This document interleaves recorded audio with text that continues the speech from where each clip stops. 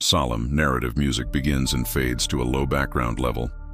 He was born in a small town in Colombia, a seemingly quiet man who would later be known by a chilling name, La Bestia, or the Beast. His real name was Luis Garavito, and the story of his crimes is a dark chapter in history, a stark reminder of the evil that can hide in plain sight. This is a difficult story to tell, but it's one that must be remembered, for the sake of his victims. Between 1992 and 1999, a wave of terror swept across Colombia. Young boys, mostly between the ages of 8 and 16, were disappearing from cities and rural villages. They were often from poor, marginalized families, children who were vulnerable, whose absence might not be immediately noticed. They were the perfect targets for a predator who knew exactly how to exploit their trust and desperation. Garavito was that predator. His methods were disturbingly simple and effective. He would disguise himself, sometimes as a monk, a street vendor, or even just a friendly stranger offering a small gift, a little bit of money, or the promise of a job. He would gain a child's confidence, luring them away from crowded streets to secluded locations, lonely fields, dense woods, or quiet riverbanks. What happened in those isolated places is almost too horrific to describe.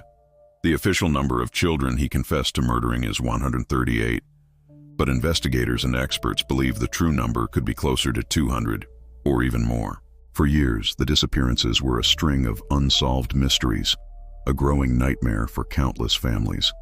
The breakthrough finally came in April 1999. Garavito attempted to abduct another boy, but this time, something went wrong for him. The attempt failed, and it led directly to his capture. Once in custody, the quiet man began to talk.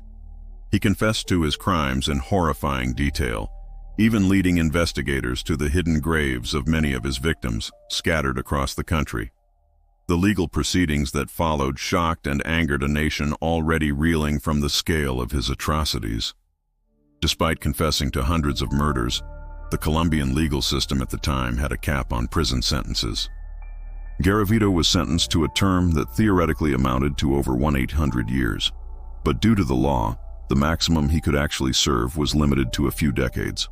This outcome sparked widespread outrage and a national debate about justice and the adequacy of the law in the face of such monstrous acts. The case of Luis Garavito left a deep scar on Colombia.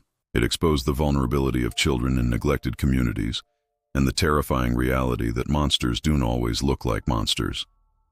They can be the quiet man on the street, the friendly stranger, the person you'd least expect.